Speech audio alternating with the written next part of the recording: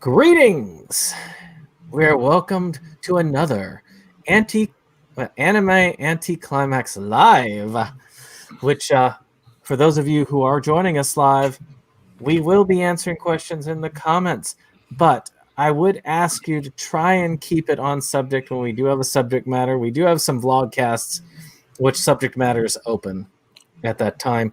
But I did want to keep it open for this anime discussion, as we are going to discuss one of the greatest Christmas anime of all time. And of course, I'm talking Itsudatte, My Santa. A great and amazing 2-episode series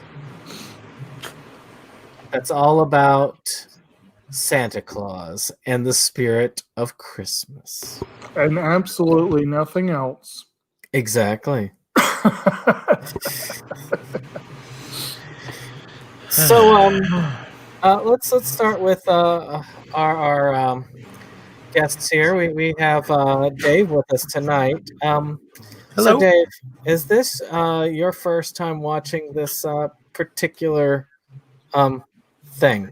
Yes, it was my first time watching it, and I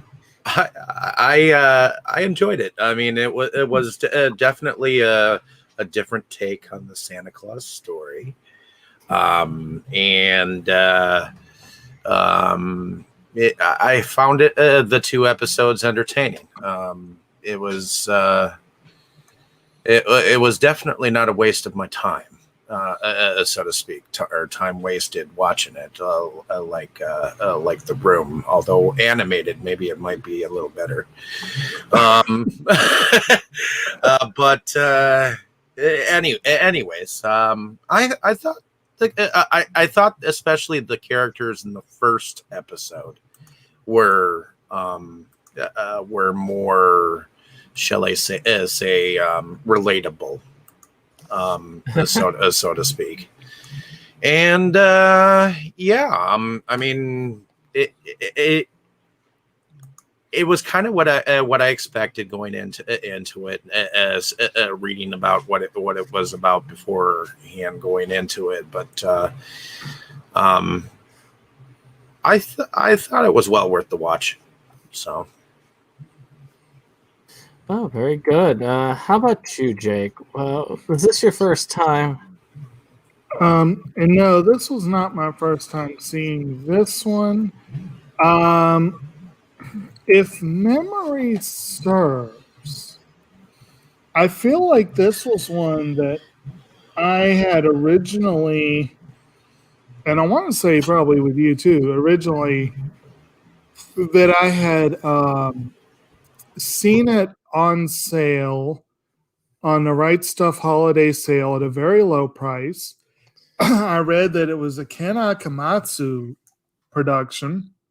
Well, based on his work, let's put it that way. And at this point, I had already been introduced to Negima and to Love Hina. And so I considered myself relatively a fan of Akamatsu. And so I was like, and it was what, like $5, I think. It was not much. Yeah.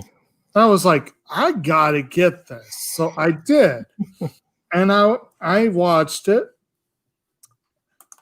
I cannot recall. It may be my third viewing. It's maybe second, but no more than third. Let's put it that way. The first reaction I have is that it definitely has most of the trappings of being a Ken Akamatsu creation. It definitely has the visual look of his art. The little antennae. The little antennae, the really long hair, the generally pleasant and expressive looks to the characters' faces that are not overwhelmed with detail but still look good. His art style is nice. I like it a lot. And it's got the hapless guy at the center of all the crazy shenanigans. There is that main central female with the running gag of of beating the crap out of him for no reason. Doesn't do it much, but this show has such a short runtime that And she gets arrested for it. gets hauled off by the cops. I'm glad that they tied it off really well too, for being Yeah. only a 2-episode thing. They did. The one thing I do want to say is when the Santa Claus goes into the particular transformation, it sort of reminded me of the transformation that goes on in Sailor Moon. It very much does. Yes. Straight up, Where that it's a straight up inspiration is. Magic Girl scene. So the idea of Santa as a caterer of magical girls is an interesting concept, I will admit. So before we get into it too much, let me get my first impressions, and then we'll dive in. Right. Well, I was just going to say, generally, Definitely. I hadn't really fully done that myself, but generally, the first episode is a very nice Christmas episode.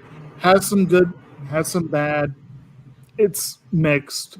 The second one is the obligatory beach episode that is kind of weird for a Christmas special. But it's fun. It's a throwaway, but fun. Well, so for me, this is definitely not a first watch. I discovered this a while back. I can't remember how, but it was cheap, and I still think you got it at the same sale. It's not cheap now. it was really just, there are not many anime that are standalone Christmas anime. No. And this is one of those. We had the option of actually covering this on Inside Movies Galore, but it didn't get much traction, and for good reason. I guess it could have its fans.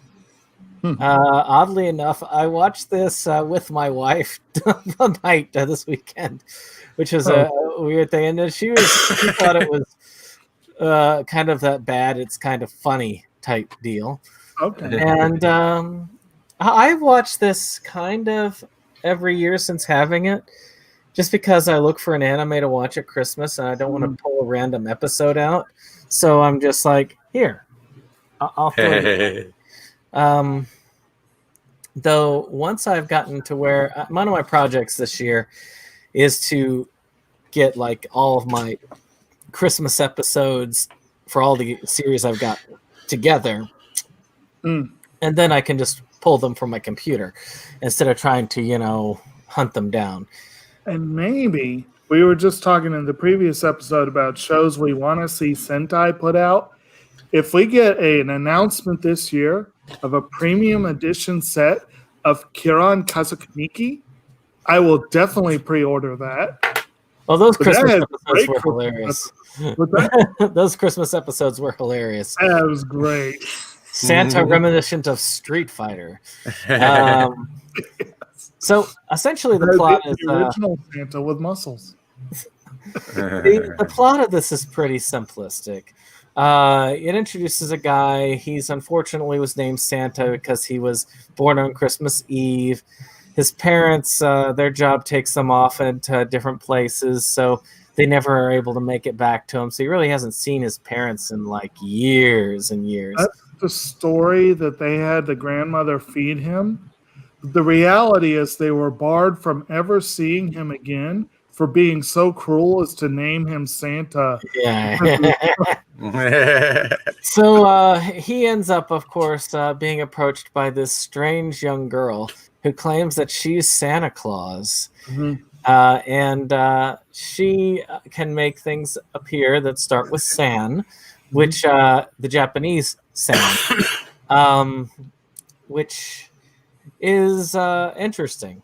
And she is going there to try and restore his spirit of Christmas, and maybe score a relationship with him as well. Well, you should note that she initially starts off the episode with offering in the middle of a public square to stay the night with him. Yeah. These junior high kids what are they doing? And also in both episodes, there seems to be a leader of a group of men that seems to get so pissed off at him for what is it, destroying a piece of pie, or Christmas a cake, whole yeah. pie, or Christmas pie or whatever, and they're all like, you should have never destroyed the sacred pie. And all that jazz. Yeah. And that was a little bit funny. That's a take on a Japanese crime scheme, basically, where you would run into a person and they would say, okay, you're going to have to pay for damages, and they end up shaking you down. This is more of a comedic take on that, obviously. And they kind of don't, they run into the wrong person, essentially. Well, this particular Santa Claus comes off as someone who's never had any relationship of any kind outside of the relationships that she's had. So she ends up being like very clingy, very claustrophobic, and basically suffocating to the point of annoying. Yeah, she's a handful. She's a piece of work. She's a piece of work. And it's appropriate that she's voiced by Aya Hirano, who is well known for playing piece of work characters, notably Haruhi Suzumiya and Lucy Hartfilia, and a couple other big roles. I hear her and I immediately feel like, okay, and Misa Amane. Yeah, think about her as part Misa and part Haruhi, but without as much evil as either of them is capable of. It's crazy.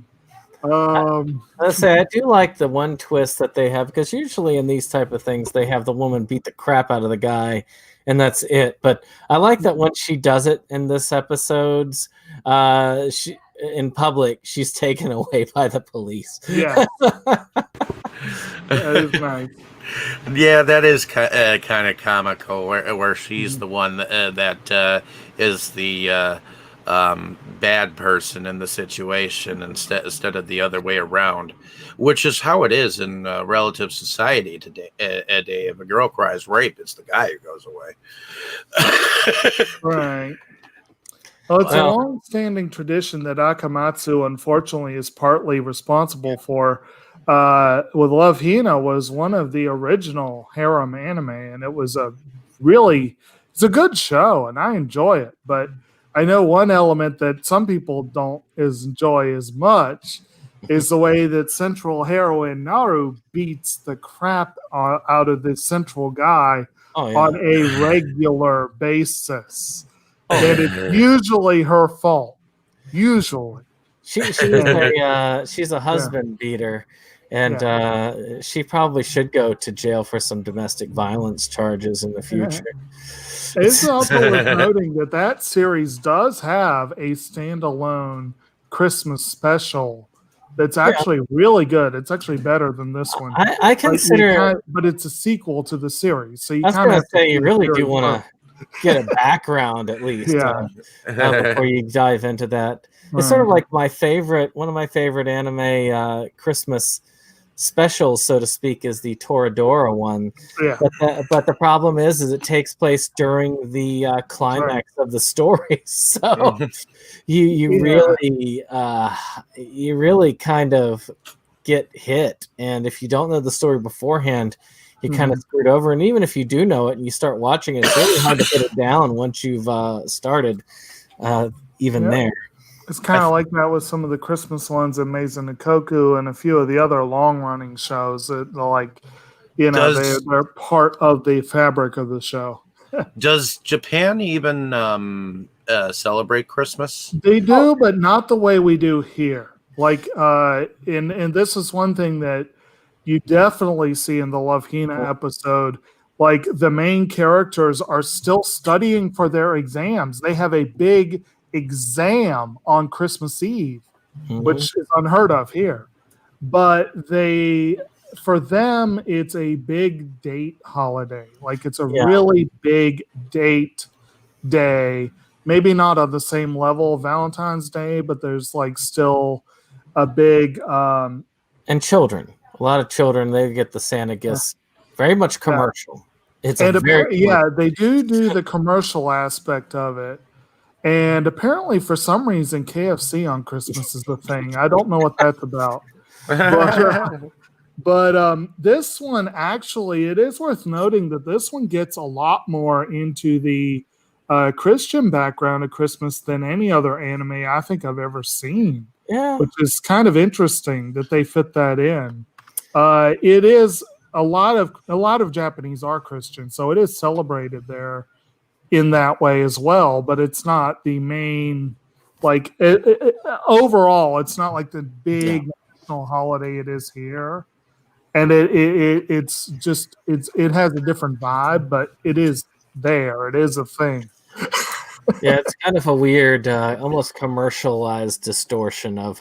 Well, then again, I mean, we're pretty much commercialized these days here. Well, yeah, we can't claim the moral high ground there. But, it's kind of cool though to see this as. To me, it's cool to have it because, unlike, I mean, the only other one I can think of that really is a standalone without having to do any extra homework is Tokyo Godfathers. Right.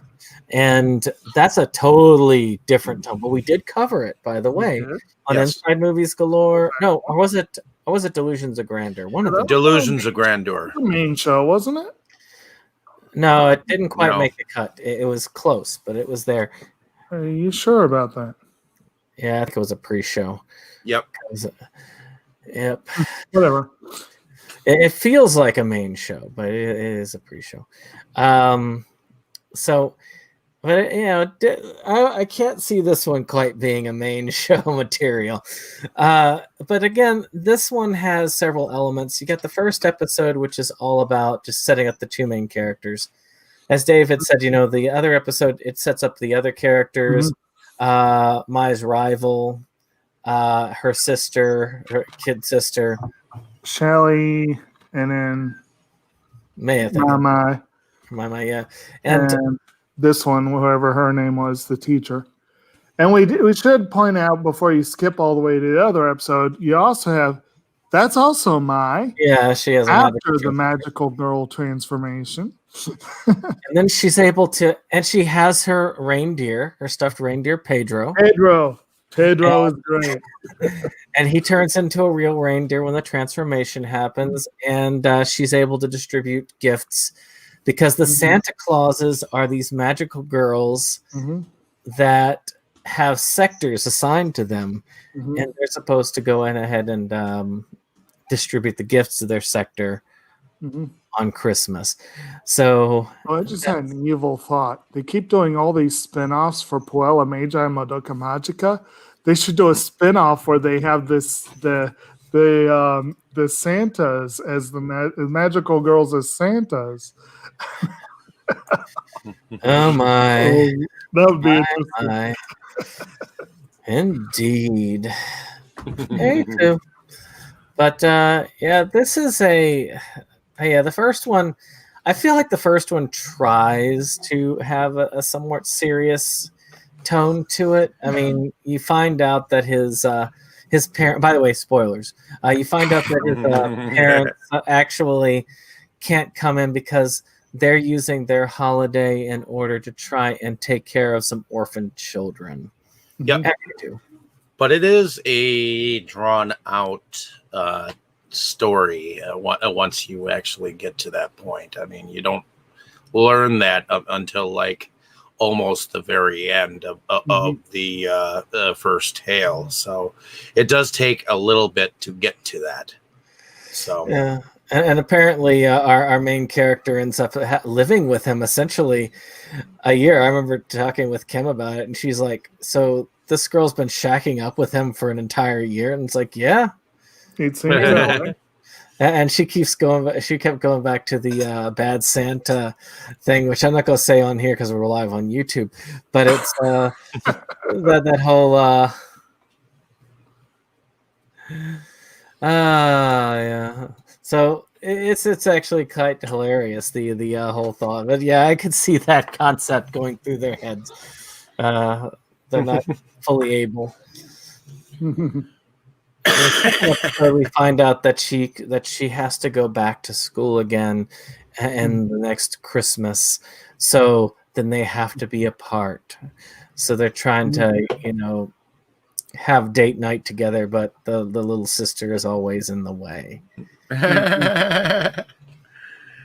Yeah.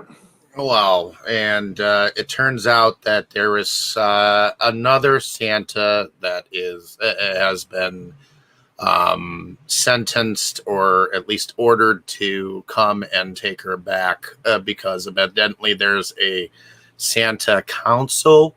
Evidently that decides the ruling decisions on who is Santa and who is not.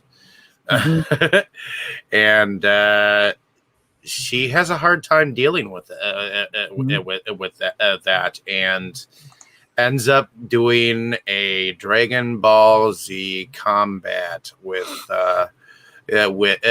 her competitor. Right.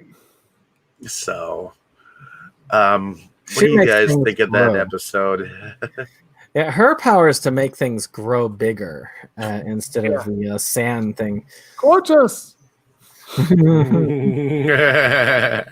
At least that was how it was translated in the dub. I don't.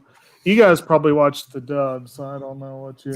Actually, though, you can. I was looking up here. Though you can, if you do want to see our Tokyo Godfathers conversation, you can find it under the Inside Movies Galore account if you type in, of course, Tokyo Godfathers Inside Movies Galore.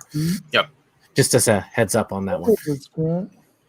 Yeah, because I haven't exactly gotten around to switching it over to the other channel. I just kind of keep it on the Inside Movies Galore channel, sort of. Hey, so long as they're capable of being heard, that's the important thing, right? And it's a slightly higher quality than this. So, what did y'all think of these characters? Did y'all have a favorite character in this? I'm going to be honest. I liked the Santa. I liked the Santa Claus. That even though she was annoying at first, I mean, she was annoying. But I think she kind of dumbed down a little bit after the series got, started. Although it ended. I mean, it definitely picked up a little bit more where you could relate with her a little bit into the second episode. Because by then she was just mooching off of our main character and his affections and stuff, and we had gotten to know that she was definitely wanting to make sure that he was happy and all that jazz. But it was entertaining. The second episode to a certain extent. It's like it was meant to be more. Yeah. Well, I mean, these are like little snippets. These are like the anime series that could have been. Well, it also is worth noting, from what I understand of this, I've never actually read the manga, but from what I understand, it was actually meant to be less. Wow. It's my understanding that the first episode is based on a one-shot manga by Akamatsu, a one-shot deal. And the second one is actually a filler episode. It's kind of strange to think of a 2-episode series having a filler episode. And you can see that they would have gone further if they had money. Yeah. And you see a lot of these out there. I mean, you've got your Shinesmen, Elf Princess Rain, ones that are like just a couple episodes, the Dragon Half series. Now that one, though, was based on a slightly longer series. Oh, yeah, they were. And but that's the thing, is a lot of times they're trying to pitch these to go longer, and you could tell that they were thinking about wanting to go longer with this. Well, I don't know if that next episode preview was a pitch or if it was them just joking around. Below the way Mel Brooks pitches a sequel in most of his movies.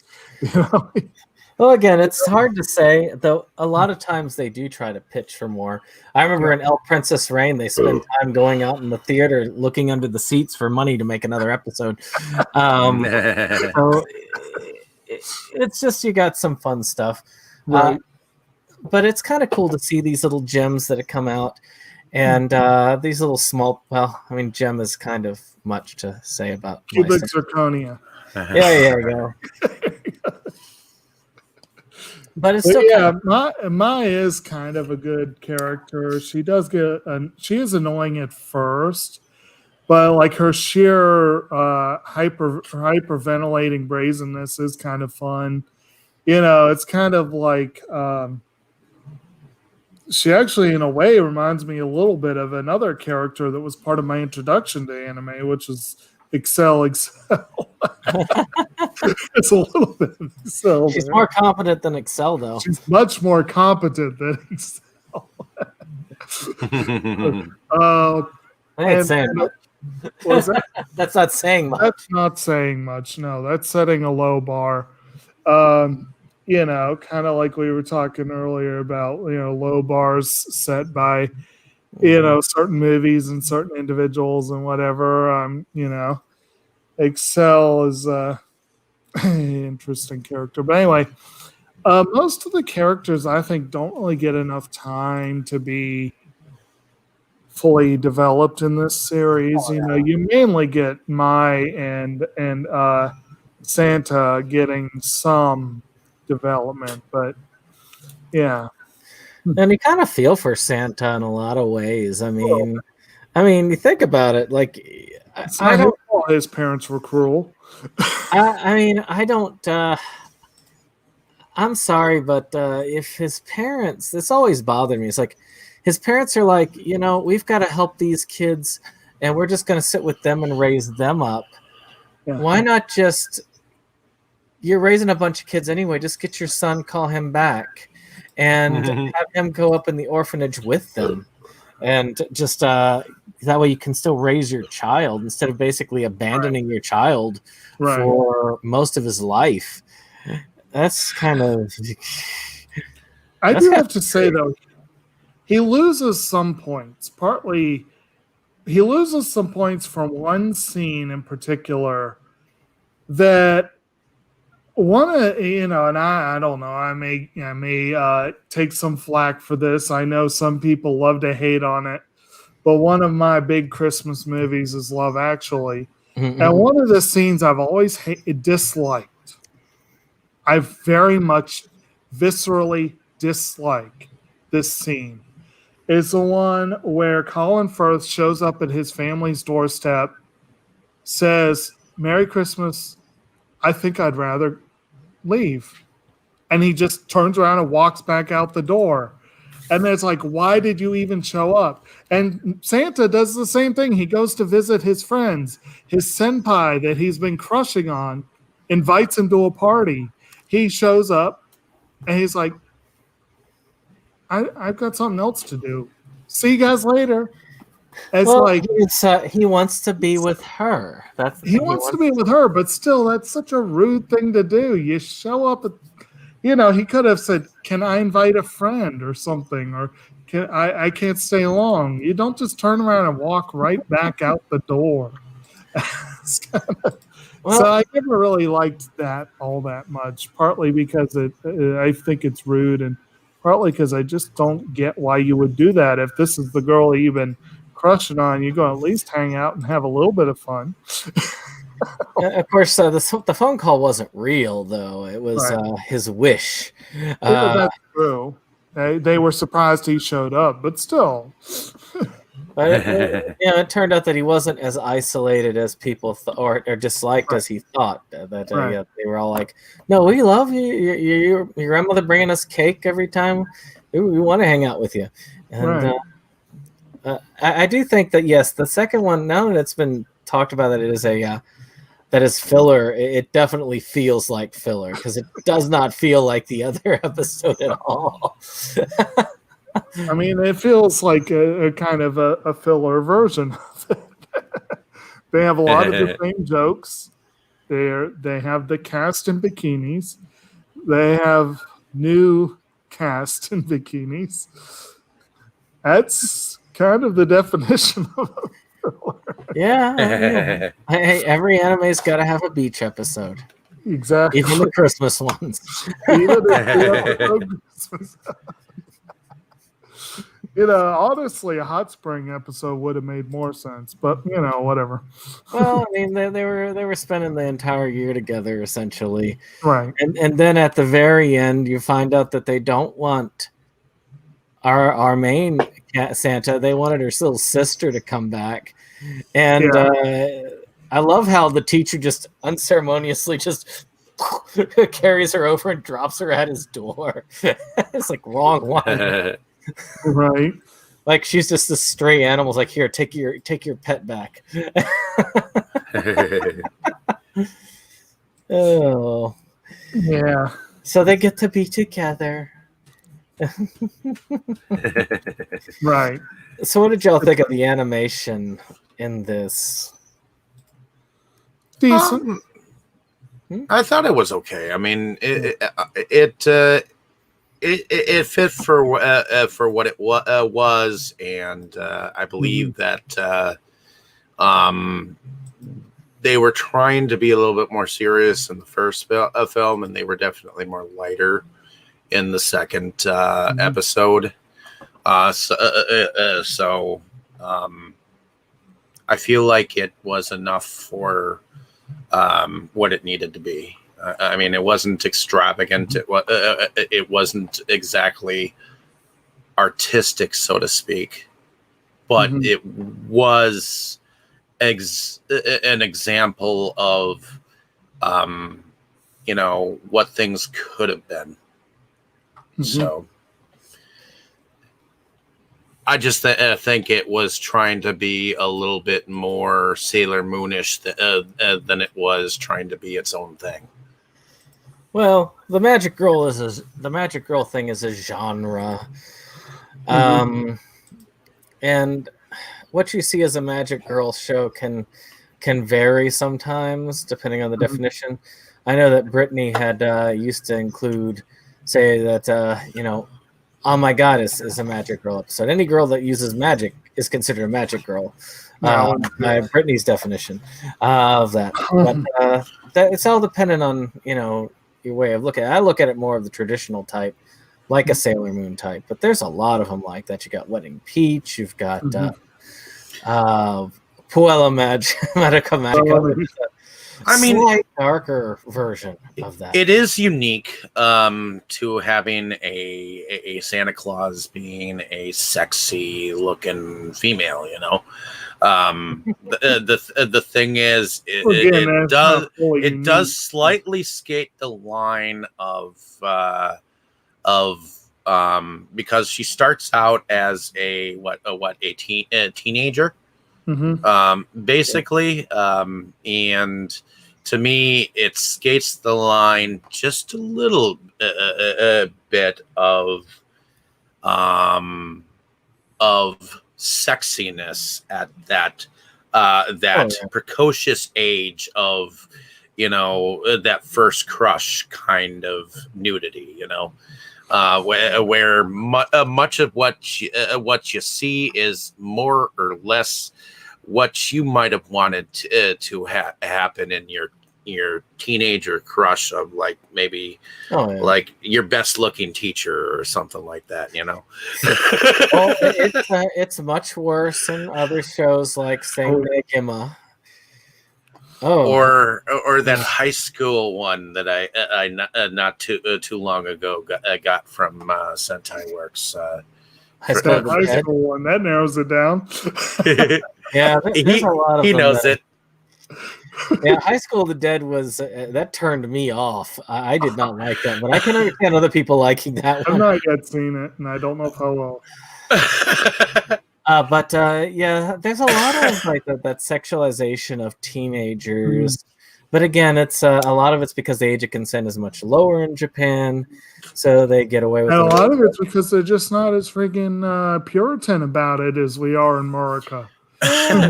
Again, it's there. I mean, now I admit Negima had me cringy a little bit because you got a bunch of teenage girls going after a 10-year-old. Yeah, that's a what they call a Shotokan series. And, So but it's not. In fairness, we're talking roughly a 4-year difference for the most part. yeah, Could be worse. Well, yeah. Unless it's Evangeline. I'm just saying it's slightly But skates. she's not going after him in that sense, though. She's going after him as a minion. Yeah. No, He is her minion. Oh, But we're talking Negima, not this one. Yeah. she does take a shower and get naked and basically tells him to not look at her when he's not even looking at her. Yeah. You Well, know? I mean, if they're that age, of course there's that thing there. But of course, that's a thing that they use a lot, is that whole "you're peeping on me in the bath" or whatever. Of course, he hits her back with her. Well, what's there to look at anyway? And Oh yeah. Except for when she transforms. he can't really use that line. Nothing legally. But at least I can say with not Negima. And incidentally, while you're trying to think of that, Dave, the sexy Santas. Another reason we need Kieran Kazukaniki, because you have the Street Fighter Santa he talked about, but you also have, wasn't it the granddaughter? Yeah, the granddaughter who was the evil black Santa.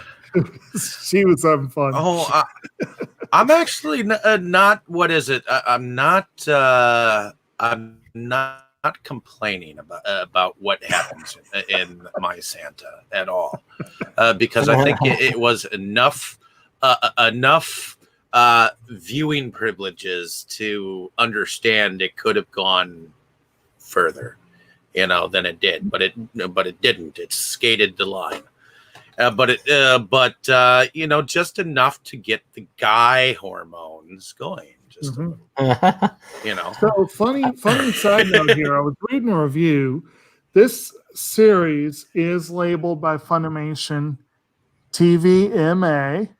Yeah. I don't know if you can see it there. Well, it's because you see boobies in it. Apparently, when Funimation initially released it here, they released it as TVG, I think it was. And apparently there was some blowback about that. Yeah, they're going to be blowback on that. They actually, because they show Santa's boobies, essentially, as in the transformation. So they apparently had to recall it and re-release it. So if you have one of the initial Funimation releases of this, it might be worse. It would be kind of cool to have that as Now, what would be better? Santa's boobies. At least I will say this: it could be worse. We could have something like Night Shift Nurses with a G rating. That would have been interesting. That would have been interesting. But wow! So I'm still waiting for a proper release of that. what? Didn't it get one? Doesn't it have like a critical mass release or something? I'm talking about a Blu-ray release of Night Shift Nurses, because it was a volumed thing, and but hunting the volumes down was a pain in the neck anyways. So. You get some effort into it, then you're like, no, I don't want to separate from these. But there is. What about the music? Actually, it's funny you say that, because I was just having a thought about how these two characters, in a lot of ways, Mai and Santa, are kind of a role reversal of that song "Baby It's Cold Outside." It would have been interesting to hear them do that on the soundtrack. Well, apparently Miss Hirano does sing the theme songs for both episodes, and they're pretty good theme songs. The music overall, I wouldn't call it that Yeah. extraordinary. Yeah. I mean, I know you're the one of us that really gets into the openers and enders. Mhm. I didn't consider them like anything just like overly memorable. Yeah. Though it is memorable enough that I could attach the themes to the series. Hmm. I don't know about the rest of you, but I felt like They're that was definitely not as memorable as that theme from Toradora or the one from Ranma. Those had some good Christmas themes. Now, actually, Love Hina was the one I was thinking of. Uh-huh. Oh, that had a wonderful song on it. And Love Hina, like the original opener for Love Hina, has always been sticking in my head. But those characters are, well, the main characters are of age. The ones that they do deal with sexualizing are of age. Yeah, there are some underage characters in that one, but the main guy and his main love interest and the secondary main love interest are all early college age. So, you know, it's like they're trying to get into college. That's the thing, yeah. So I need to rewatch that series. It's just, I don't know if it would hold up in my head. One day. Well, maybe one day we'll tackle it for this corner, but it's kind of a longer one, so we need a little bit of time. So did y'all have, so what I'm going to do, first off, did y'all have anything else that you wanted to add before we get into favorites? Not really. Nothing really comes to mind. I mean, this was kind of a short one, so there really wasn't a lot to discuss. This is why I was saying, Dave, I know you have time for this one. It's not even I did definitely have time for this one. Yeah, it's a shame that Mo couldn't join us. Yeah, no, I think he would have been fun to have. I am kind of glad to say that this is my first venture with my new Yeti mic. So, yes. And incidentally, folks, we've got my new Snowball mic. So anyone at home who is listening to this who wants to leave comments on whether they feel that our sound is new and improved, we'd certainly love to know. I think you sound better, Dave. Okay. So we're all using professional mics this time. I know. So with that being said, Dave, what's your favorite scene in this 2-episode series? I would have to say that my favorite scene in this series is when it's right after she gets taken away by the police, and she ends up coming back and like really sticking like glue and following him home. And that whole scenario there where she's all like, but I'm Santa Claus, and nobody's ever treated me this way. And you know, she's all motor mouth, and he's not having any of it. You know, so it's kind of interesting. What about you, Jake? What's your favorite scene in this? So many, right? Well, there's so few that really, truly stand out. Like, really stand out. I mean, I've got to be honest, the transformation sequence is quite fun. I love that her reindeer is called Pedro. Yes. And I remember there were a couple of scenes with Pedro that I did enjoy. And the fact that he transforms as well and he turns into this proper reindeer, I found that quite amusing. And then they had like that old school sled, like something you would see out of like just like the movie I just watched. I finally saw Christmas in Connecticut the other day, and they had that old school sleigh that they went through the snow on. And it's like that kind of sleigh. And I like that as a throwback sort of thing. And then when you see the whole fleet of Santas there in those old school sleighs, I like that. I thought that was a nice little visual touch. There were little touches that I enjoyed. It was a mixed bag of a series, but it had its moments. I like the reveal of Pedro, which, by the way, is my favorite character in this series.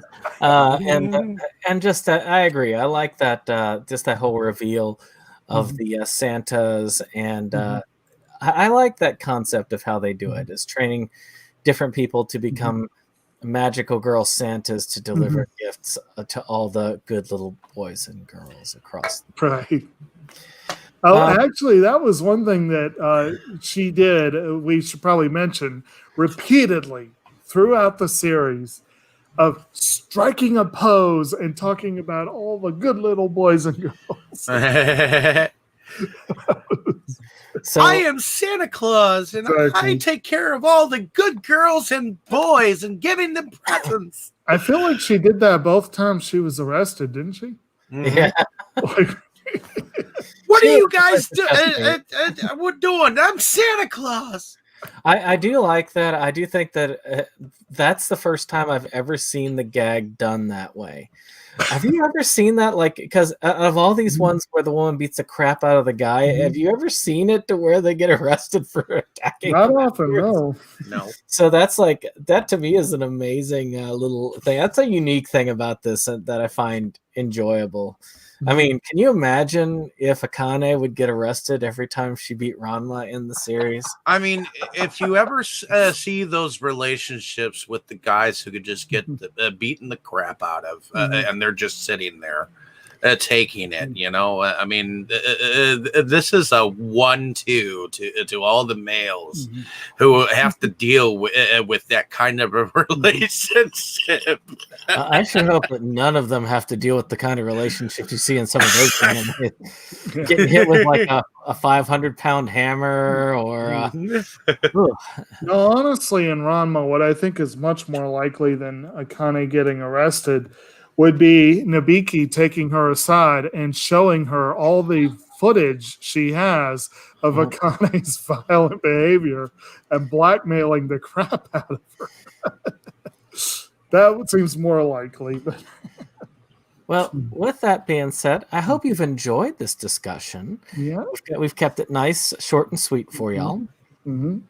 Of course, if you've enjoyed this, click that like button, hit that subscribe, and share.